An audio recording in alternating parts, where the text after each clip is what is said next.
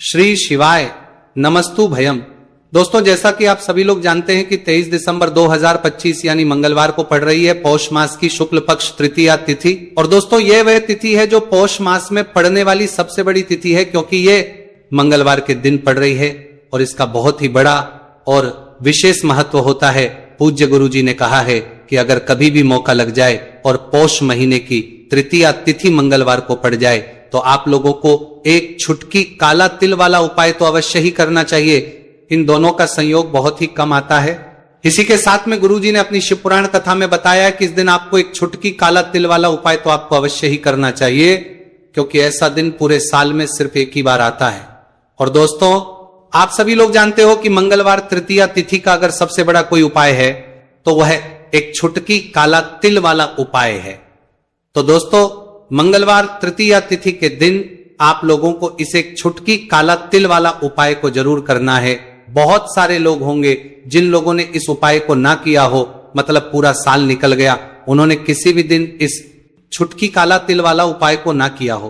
पर दोस्तों, आपके पास एक आखिरी मौका बचा हुआ है जो कि 23 दिसंबर मंगलवार तृतीया तिथि के दिन है। इस दिन आप लोगों को इस वाले उपाय को जरूर कर लेना है। भले ही आपने पूरे महीने भर इस उपाय को ना किया हो, पर अगर आपने इस महीने के मंगलवार तृतीया तिथि के दिन अगर इस वाले उपाय को कर लिया तो आपको इस उपाय को करने का वह फल मिलेगा जिसकी आपने कभी कल्पना भी नहीं करी होगी। इसीलिए आप लोग इस वाले उपाय को एक बार जरूर कर लेना है, ताकि आप लोगों के हाथ से यह मौका ना जा सके और आपको इस उपाय को करने का फल मिल सके।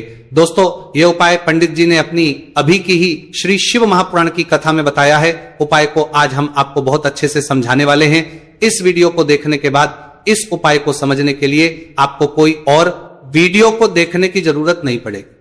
तो चलिए दोस्तों, उपाय को शुरू करते हैं।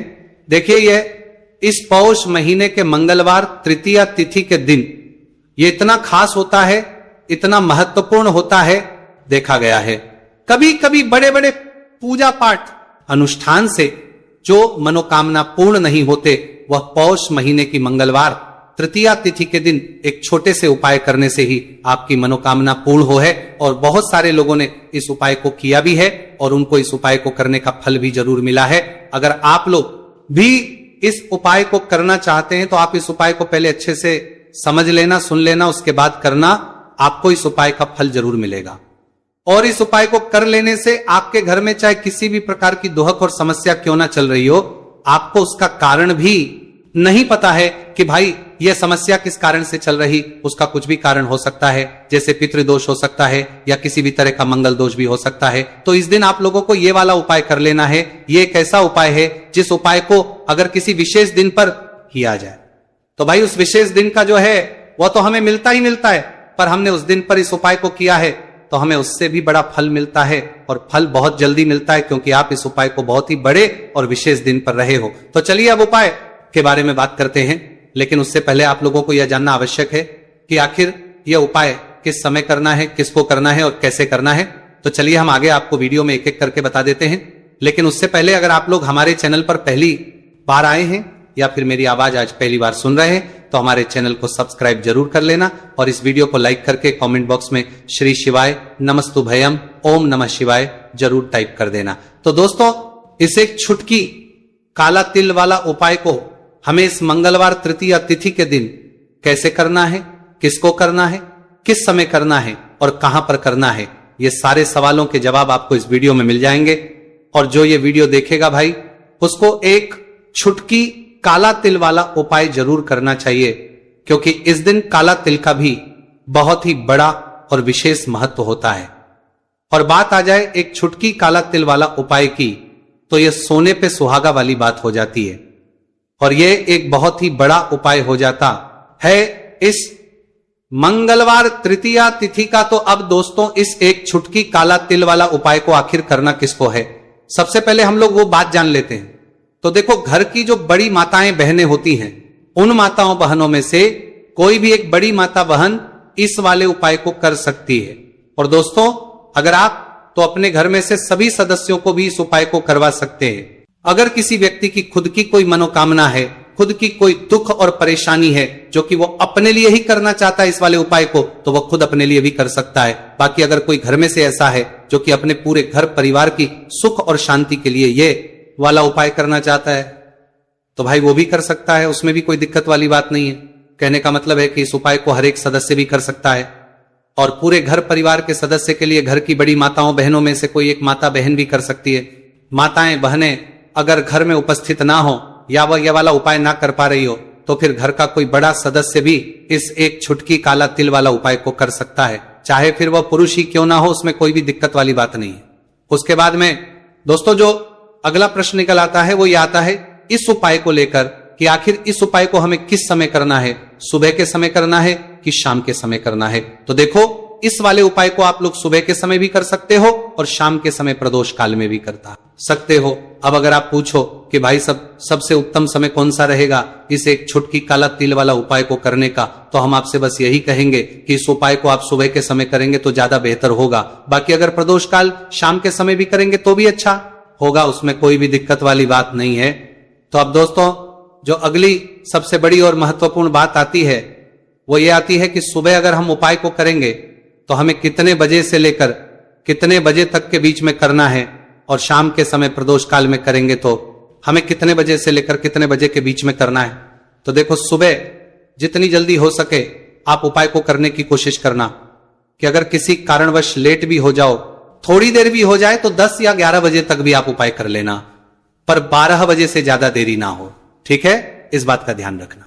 उसके बाद में दोस्तों अगर शाम के समय प्रदोष काल की बात करें, प्रदोष काल का जो समय होता है वो शाम के 6 बजे से शुरू हो जाता है। मतलब शाम के 6 बजे से लेकर 7 बजे के बीच का जो समय होता है यह समय प्रदोष काल का समय होता है। तो आप उपाय को 7 या 8 बजे के बीच में भी कर सकते हो। मतलब शाम के 6 बजे से रात 8 बजे के बीच में आप कभी भी इस वाले उपाय को कर सकते हो, उसमें कोई भी दिक्कत वाली बात नहीं है। देखिए यदि आपके जीवन में संकट बहुत ही अधिक चल रहे हो, समस्याएं बहुत ही अधिक चली हो, एक एक रूप खर्च करने आपको बस ओढ़ रहा है, भूमि से जुड़ी हुई कोई भी समस्या हो या फिर आपके विवाह से जुड़ी हुई कोई भी समस्या हो या आपके व्यापार से जुड़ी हुई कोई भी समस्या हो, तो आपकी ये सारी समस्या इस मंगलवार तृतीया तिथि के दिन समाप्त होने वाली है। तो चलिए दोस्तों जानते हैं उस विशेष उपाय के बारे में। देखिए इस वीडियो में हम पूज्य गुरु जी द्वारा बताए गए 3 बहुत ही चमत्कारिक उपायों के बारे में जानेंगे। देखिए ये जो उपाय है आपके जीवन से दुर्भाग्य का तो अंत करेंगे ही, साथ ही साथ यदि आपके जीवन में धन की समस्या चल रही है तो वे सभी भी आपकी समाप्त हो जाएंगी। देखिए गुरु जी ने बताया है कि जब भी मंगलवार तृतीया तिथि का दिन पड़े तो हमें कर्ज मुक्ति के लिए कुछ उपाय करने चाहिए। इसी के साथ हमें धन प्राप्ति, भूमि से जुड़े कार्यों और विवाह के लिए भी उपाय करने चाहिए। तो चलिए दोस्तों जानते हैं गुरु जी द्वारा बताए गए सबसे पहले उपाय के बारे में। देखिए यह उपाय विशेषकर उन लोगों को करना है जिनकी भूमि से जुड़ी कोई भी समस्या चल रही हो, यानी कि उनकी भी जमीन से जुड़ी हुई समस्या चल रही है, यानी कि जो लोग मकान खरीदना चाहते हैं या फिर उनका खेत से जुड़ा कोई भी केस चल रहा है या फिर जिनके भी विवाह में विलंब हो रहा है या फिर जिन भी लोगों के जीवन में कर्ज बहुत ही अधिक बढ़ने लगा है, कर्ज जो है वह चुका नहीं पा रहे हैं, तो गुरु जी ने कहा है कि ऐसे लोगों को यह उपाय करना चाहिए। देखिए इस उपाय के लिए आपको थोड़े से काले तिल ले लेने हैं। देख आपको मात्र एक चुटकी काले तिल ले लेने हैं। इसी के साथ में आपको थोड़ा सा शहद ले लेना है। फिर सबसे अंत में आपको 1 लोटा शुद्ध जल ले लेना है। तांबे के पात्र के अंदर आपको अपने घर से शुद्ध जल ले लेना है और इन सभी सामग्रियों को आपको लेकर के पहुंच जाना है भगवान शिव के मंदिर में। देखिए पूज्य गुरु जी ने बताया है कि इस उपाय को आप सुबह से लेकर के शाम तक किसी भी समय में कर सकते हैं। देखिए मंदिर पहुंचने के आप जो काले तिल लेकर के गए थे उनमें आपको थोड़ा सा शहद लगा लेना है। देखिए आप जो शहद लेकर के आए हैं उस शहद में आपको ये काले तिल अच्छे से डुबो देना है और शहद से युक्त ये जो काले तिल हैं इन्हें आपको शिवलिंग पर अर्पित कर देने हैं या फिर आपको शिवलिंग के चारों तरफ अच्छे से काले तिल का लेपन कर देना है। पूज्य गुरु जी ने बताया है कि लेपन करते समय यदि आपके जीवन में कर्ज से जुड़ी समस्याएं चल रही हैं, लेपन करते समय आपको आर्यन मुक्तेश्वर महादेव का स्मरण करना है या फिर आपके जीवन में विवाह से संबंधित या फिर जमीन से संबंधित कोई भी समस्या चल रही है तो फिर आपको मंगलेश्वर महादेव का स्मरण करना है। इसके बाद जो आप जल लेकर के आए हैं उसे आपको धीरे धीरे शिवलिंग पर अर्पित कर देना है तथा आपको लगातार शिव महापुराण के मूल मंत्र श्री शिवाय नमस्तु भयम इस मंत्र का जाप करते रहना है। पूज्य गुरु जी ने बताया है कि सिर्फ एक मंगलवार तृतीया तिथि यह उपाय करके देखना और आप स्वयं देखेंगे कि 2 से 3 महीने के अंदर आपके जीवन से जुड़ी हुई जो भी समस्याएं हैं, बस सभी समस्या बहुत ही जल्द महादेव की कृपा से दूर होने लगेगी। तो दोस्तों, इस प्रकार से आपको यह पहला उपाय ना है। अब हम जानते हैं दूसरे विशेष उपाय के बारे में। देखिए, इस उपाय के लिए आपको एक प्यारी सी बेलपत्र ले लेनी है। इसी के साथ में एक लोटा शुद्ध जल लेना है तांबे के पात्र के अंदर, और इसी के साथ में आपको थोड़ा सा शहद ले लेना है।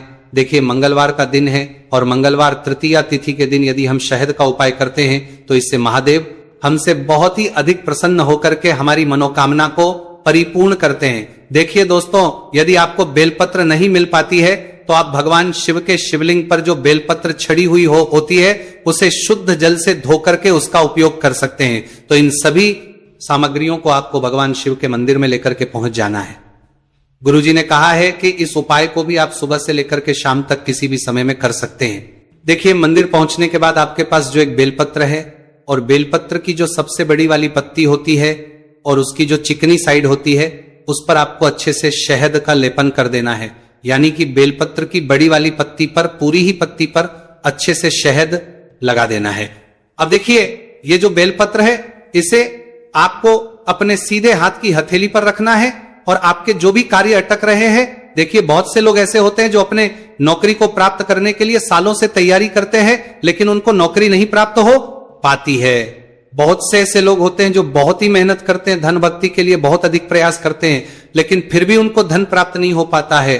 तो गुरुजी ने बताया है कि जब भी आपको अपने कार्यों में सफलता ना मिले तो फिर आपको मंगलवार के दिन इस उपाय को अवश्य करना चाहिए। देखिए, अब आपको जिस भी कार्य में सफलता प्राप्ति करनी है उस कार्य को सफल बनाने के लिए आपको महादेव से प्रार्थना कर लेनी है और फिर ये जो एक बेलपत्र है इसे आपको भगवान शिव के शिवलिंग पर अर्पित कर देनी है। देखिए, बेलपत्र की चिकनी साइड जिस पर आपने शहद लगाए है वह शिवलिंग से स्पर्श रहेगी और इसकी जो डंडी है वो आपको जलाधारी की ओर रखनी है। इस प्रकार से आपको ये बेलपत्र अर्पित कर देनी है। अब देखिए, आप जो 1 लोटा जल लेकर के आए हैं उसे आपको भगवान शिव के शिवलिंग पर धीरे धीरे अर्पित कर देना है। श्री शिवाय नमस्तु भयम, इस मंत्र का जाप करते हुए देखिए, जैसे ही ये जल शिवलिंग से होकर के जलाधारी की ओर बह करके आएगा तो इसे आपको थोड़ा सा अपने सीधे हाथ की हथेली में झेल लेना है। इस जल को आपको अपनी दोनों आंखों पर लगा लेना है और इस जल का थोड़ा सा छिड़काव आपको अपने शरीर पर कर लेना है। पूज्य गुरु जी ने बताया है कि जब भी हम मंगलवार के दिन शहद वाली बेलपत्र शिवलिंग पर अर्पित करते हैं तो इससे हमें महादेव हर कार्य में सफलता प्राप्त करवाते हैं। यदि हमें अपनी मेहनत करने के बावजूद भी पर्याप्त मात्रा में सफलता नहीं मिल पा रही है तो गुरु जी ने कहा है कि आपको मंगलवार तृतीया तिथि के दिन यह चमत्कारिक उपाय अवश्य ही कर लेना है। अब दोस्तों, हम जान लेते हैं गुरुजी द्वारा बताए गए तीसरे विशेष उपाय के बारे में। देखिए, इस उपाय के लिए भी आपको मात्र 1 लोटा शुद्ध जल ले लेना है तांबे के पात्र के अंदर। फिर इसी के साथ में आपको एक प्यारी सी बेलपत्र ले लेनी है। बेलपत्र आपको ध्यान रखना है कि कैसे भी कटी हुई खंडित नहीं होनी चाहिए। अब देखिए, मात्र 2 सामग्री लेकर के आपको भगवान शिव के मंदिर में पहुंच जाना है। पूज्य गुरुजी ने बताया है कि यह उपाय विशेषकर उन लोगों को करना है जिनकी कोई भी विशेष मनोकामनाएं जो कई दिनों से परिपूर्ण नहीं हो पा रही, चाहे वो विवाह से संबंधित हो, नौकरी से संबंधित हो, व्यापार से संबंधित हो, चाहे किसी भी प्रकार की मनोकामना है जो परिपूर्ण नहीं हो पा रही है, तो उसके लिए आपको यह उपाय करना है।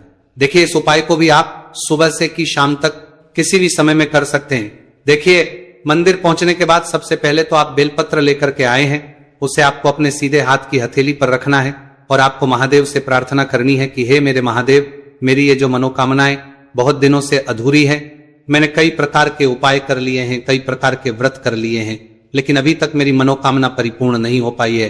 तो उस मनोकामना को परिपूर्ण करने के लिए प्रार्थना करनी है और यह एक बेलपत्र आपको शिवलिंग पर अर्पित कर देनी है।